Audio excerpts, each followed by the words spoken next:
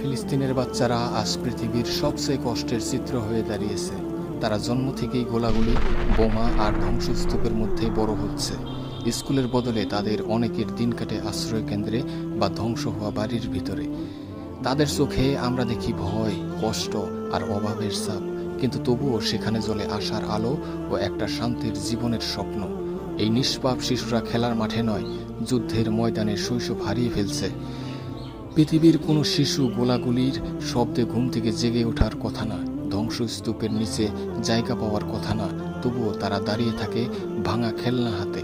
তাদের চোখে যেন বলছে, আমরা শান্তি চাই, ভালোবাসা চাই, আমাদেরকেও স্বপ্ন দেখতে দাও।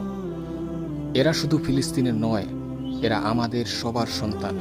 তাদের কষ্টে যদি আমাদের হৃদয় কাঁদে, তাহলে আমাদের দায়িত্ব এই অন্যায়ের বিরুদ্ধে আওয়াজ তোলা ও শান্তির পক্ষে লোহার মতো দাঁড়িয়ে থাকা।